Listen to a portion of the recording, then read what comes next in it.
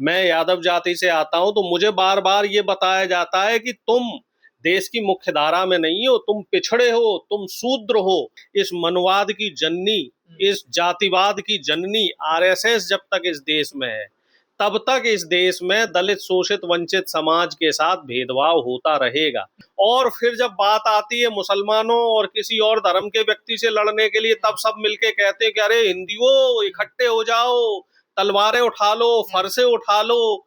और जब बात आती है दलित पिछड़े को मौलिक अधिकार देने की, तो वहां शुद्धिकरण करवाते हो, वहां गौमूत्र से उसको पवित्र करवाते हो, वहां गंगा जल का छिड़काव करते हो, वहां गायत्री मंत्र का जाप करते हो, वहां हवन पाठ करते हो। जो ये मनुस्मृति देश में चल रही है, जो इस देश में पोंगा पंडिताई चल रही है, जो इस देश में धर्म के नाम पे पाखंड चल रहा है, इसी ने इस देश में जातिवाद को बढ़ावा दिया हुआ है।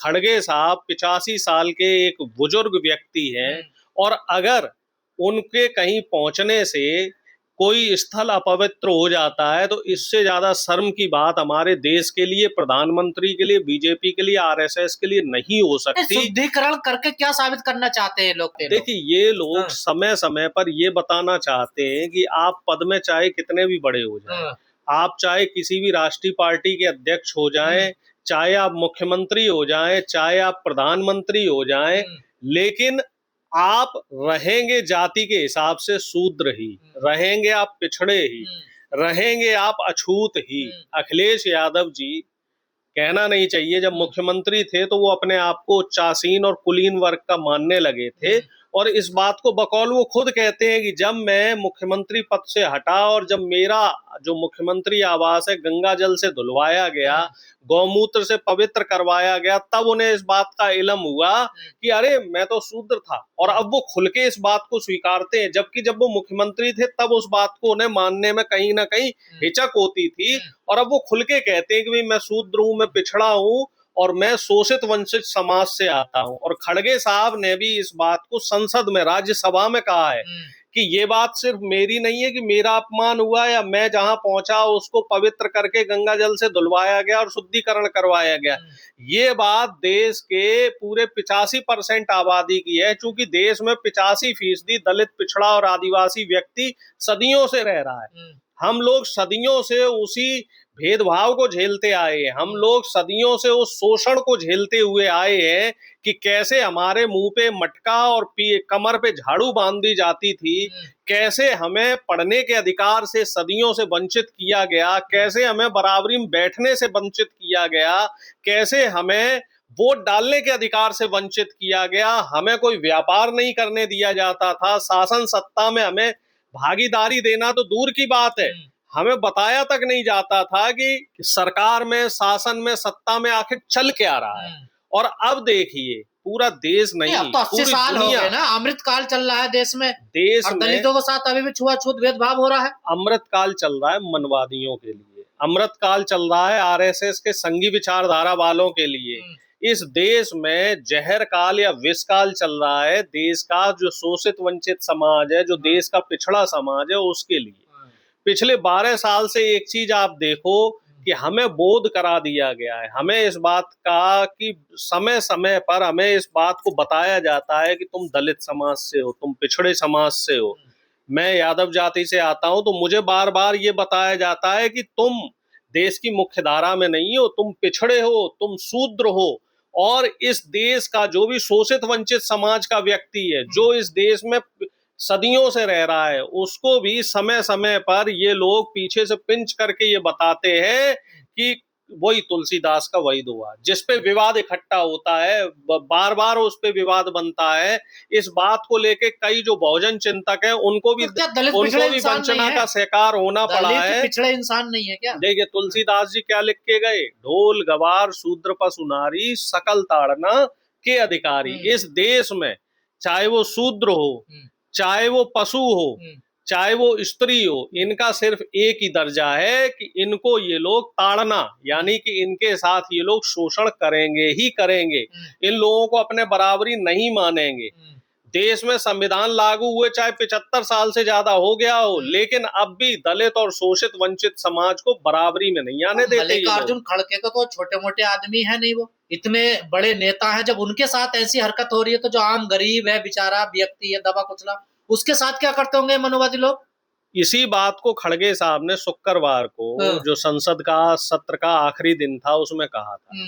इसी बात को उन्होंने कहा, खड़गे साहब ने, कि बात ये है कि जब मैं इतना बुजुर्ग हूं, इतने सम्मानित पद पर हूं, और जब मैं अभी से नहीं लगभग 8 बार वो संसद के सदस्य रहे हैं, जब इस पद पर, इस ओहदे पे आने के बाद मेरे साथ इस तरह की ज्यादती हो रही है, मेरे साथ इस तरह का दुर्व्यवहार हो रहा है, तो सोचिए उसी हल्द्वानी में जहां पर खड़गे साहब का कार्यक्रम हुआ था, उसी हल्द्वानी में कोई गरीब व्यक्ति है, कोई शोषित वंचित समाज का, पिछड़े दलित समाज का व्यक्ति है, जो गरीब है, आर्थिक रूप से संपन्न नहीं है, तो उसके साथ ये लोग क्या हाल करते होंगे।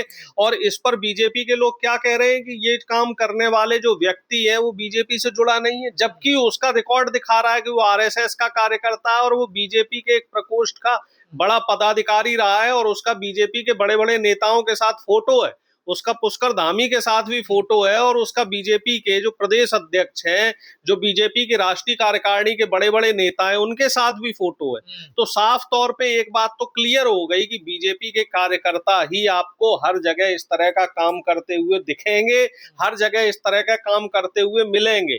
चाहे बात हो महिलाओं के अत्याचार की, चाहे बात हो मौलिक अधिकारों की, और चाहे बात हो दलित और शोषित वंचित समाज के साथ दुर्व्यवहार करने की, सभी जगह आपको बीजेपी और आरएसएस के लोग मिलेंगे, और बड़े बड़े पदाधिकारी इस बात को कहते हैं। ये लोग कहते हैं छुआछूत भेदभाव होता नहीं, आरक्षण खत्म कर देना चाहिए। देखिए, मूछ रखने पे मार दिया जा रहा है, कपड़े पहनने पे मार दिया जा रहा है। बीजेपी और आरएसएस के लोग, यहाँ तक कि मोहन भागवत ने अभी जैन जी को संबोधित करते हुए एक बात कही थी, आपको भी ध्यान होगा। उन्होंने कहा कि जो व्यक्ति आरक्षण ले चुका है उसके बच्चों को आरक्षण नहीं मिलना चाहिए और आरक्षण खत्म कर देना चाहिए। तो आरक्षण की पहले मूल भावना को समझिए। बाबा साहब भीमराव अंबेडकर ने क्या कहा था? बाबा साहब ये कह गए कि आरक्षण कोई गरीबी उन्मूलन कार्यक्रम नहीं है कि किसी एक व्यक्ति को एक बार आरक्षण मिल गया और वो पैसे से संपन्न हो गया तो वो आरक्षण खत्म हो गया उसके लिए। आरक्षण इस देश में तब तक रहेगा जब तक सामाजिक रूप से सभी व्यक्ति, हर जाति के और हर धर्म के व्यक्ति सामाजिक रूप से बराबरी पे नहीं आ जाते। और आपको क्या लग रहा है कि देश आजाद हुए 80 साल हो गए हैं और अब भी सभी लोग बराबरी पे आ गए हैं? इस देश में अभी भी आप चाहे कितने भी बड़े पद पे चले जाओ, भाई मुख्य न्यायाधीश से बड़ा तो कोई पद नहीं है। गवई साहब जब मुख्य न्यायाधीश हुए थे तब उनके साथ भी दुर्व्यवहार हुआ। राष्ट्रपति से बड़ा तो कोई संवैधानिक मुख्य पद नहीं है। राष्ट्रपति जब अभी आदिवासी है, और इससे पहले राष्ट्रपति दलित समाज से थे, रामनाथ कोविंद जी रहे, के.आर. नारायण साहब रहे, और तो इनके साथ भी दुर्व्यवहार हुआ है। कब तक होता रहेगा दलित पिछड़ों के साथ ऐसा इस देश में? देखिए, जब तक इस देश में बीजेपी और आरएसएस की विचारधारा के लोग हैं, और खास तौर से इस मनवाद की जननी, इस जातिवाद की जननी आरएसएस जब तक इस देश में है, तब तक इस देश में दलित शोषित वंचित समाज के साथ भेदभाव होता रहेगा। इस देश के जो पंडित हैं, जो इस देश में पुजारी हैं, जो इस देश में शंकराचार्य हैं, वो लोग खुद इस जातिवाद को बढ़ावा देते हैं। शंकराचार्य लोग, पुजारी लोग ये कहते हैं कि ब्राह्मणों के अलावा और कोई पुजारी और शंकराचार्य नहीं हो सकता। और फिर जब बात आती है मुसलमानों और किसी और धर्म के व्यक्ति से लड़ने के लिए, तब सब मिलके कहते हैं कि अरे हिंदुओं इकट्ठे हो जाओ, तलवारें उठा लो, फरसे उठा लो। और जब बात आती है दलित पिछड़े को मौलिक अधिकार देने की, तो वहां शुद्धिकरण करवाते हो, वहां गौमूत्र से उसको पवित्र करवाते हो, वहां गंगा जल का छिड़काव करते हो, वहां गायत्री मंत्र का जाप करते हो, वहां हवन पाठ करते हो। तो जब बात मौलिक अधिकार की और बराबरी की आ जाती है, तब दलित और पिछड़ों को, हमारे जैसे लोगों को आप अलग क्यों बैठा देते हो? क्योंकि आप लोगों ने एक काम तो किया है। शर्म नहीं आती ऐसा काम करते? नहीं, निर्लज्ज लोग है ना, शर्म कैसे आएगी? मनु संहिता में आप देखिए कि 4 वर्ण बनाए गए, ठीक है? ब्राह्मण एक वर्ण एक जाति, क्षत्रिय एक वर्ण एक जाति, वैश्य एक वर्ण एक जाति। लेकिन जब बात आ जाती है शूद्रों की, तब वहां पर शूद्रों में एक वर्ण और 4000 से ज्यादा जातियां क्यों? हमें जातियों में क्यों बांट रखा है, हमारे साथ इस तरह का भेदभाव क्यों किया जाता है। अब एक जो पुजारी है, मैं एक अभी ट्विटर पे देख रहा था एक वीडियो, उसमें ये कह रहे थे कि जो ब्राह्मण है, ब्राह्मण का धर्म है शिक्षा दीक्षा लेना, क्षत्रिय का धर्म है रक्षा करना, युद्ध करना, वैश्य का धर्म है कि वो व्यापार करे, लेकिन शूद्र का धर्म है सेवा करना। क्यों भैया, शूद्र व्यापार क्यों नहीं कर सकता, शूद्र देश की रक्षा क्यों नहीं कर सकता, शूद्र अध्ययन अध्यापन पठन पाठन और धर्म की बात क्यों नहीं कर सकता, शूद्र को सेवादार ही क्यों बना रखा है। जो ये मनुस्मृति देश में चल रही है, जो इस देश में पोंगा पंडिताई चल रही है, जो इस देश में धर्म के नाम पे पाखंड चल रहा है, इसी ने इस देश में जातिवाद को बढ़ावा दिया हुआ है। और यही वजह है कि जो देश का 85% जो आबादी है वो शोषण और वंचना की शिकार हुई है। और ये कोई पहली घटना थोड़ा, ये शुद्धिकरण करने का या मंदिर धुलने का या आवास धुलने का, ये तो लगातार घटनाएं बढ़ती चली जा रही है। तो सरकार क्यों नहीं ध्यान देती इस पर? कर्पूरी ठाकुर साहब, आपको याद होगा जब मुख्यमंत्री बने थे बिहार के तो उनके लिए ये जो सवर्ण समाज के लोग क्या कहते थे कि आरक्षण कहाँ से आई, कर्पूरी की माँ भी आई है।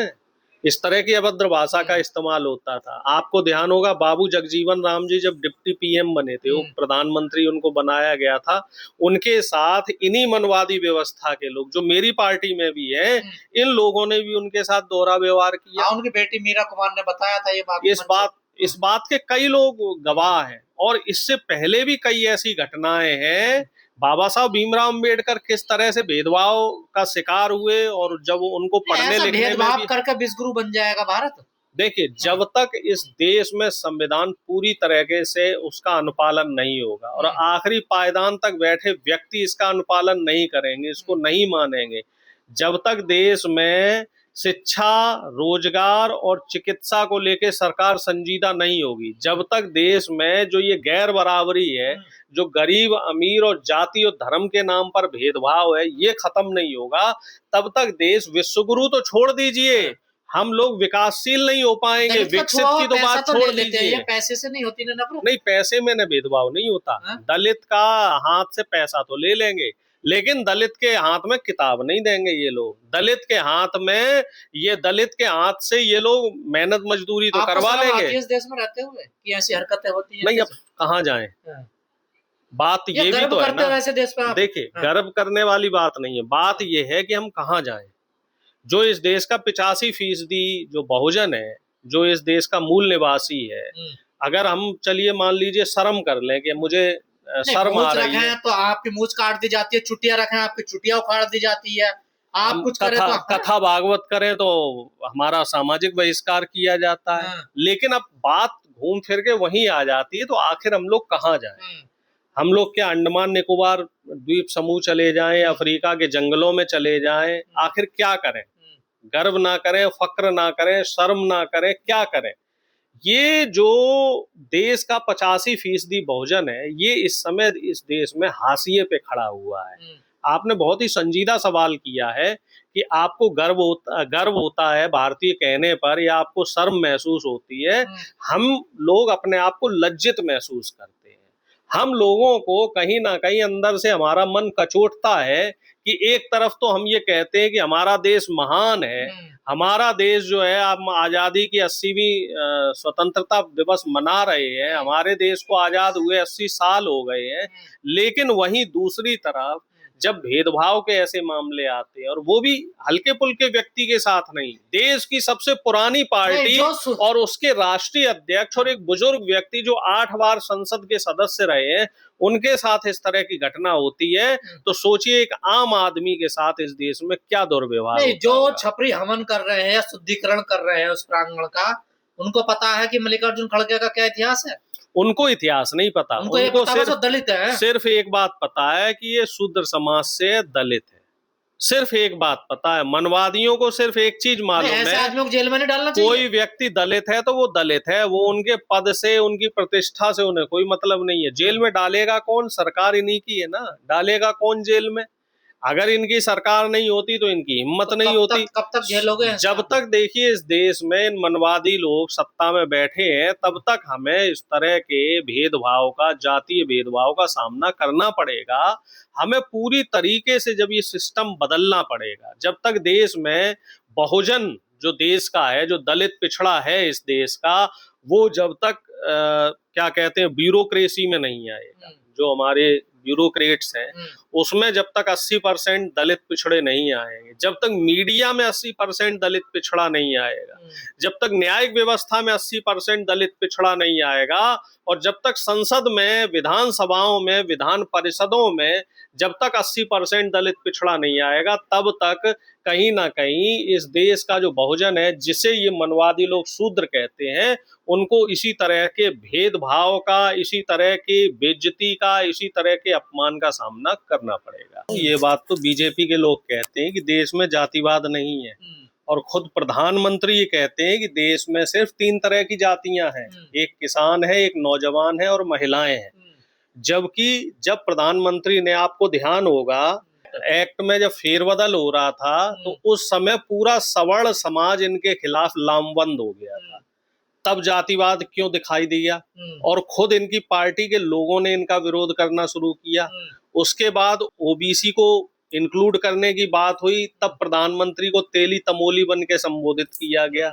और ये बात अभी की नहीं है कि बीजेपी 12 साल से सत्ता में आई है तभी जातिवाद ज्यादा बढ़ा। ये बात पिछले 80 साल से चल रही है। अब हम कौन लोग हैं, किनको दिक्कत है दलितों से? बता रहा हूँ कि अब हम लोग देश में 80वां स्वतंत्रता दिवस मना रहे हैं, यानी कि हमारे देश को आजाद हुए 80 साल हो गए हैं। लेकिन पहले आप देखिए कि जब से देश आजाद हुआ है, जब से देश में संविधान लागू हुआ है, तब से जो उच्च आसीन पद पे बैठे हुए लोग हैं, चाहे वो सीजीआई हो, चाहे प्राइम मिनिस्टर हो, चाहे वो राष्ट्रपति हो, उनको जातिवाद का सामना करना पड़ता आ रहा है, और करना पहले भी होता था उनके साथ। और ये सब करने वाले लोग कौन है?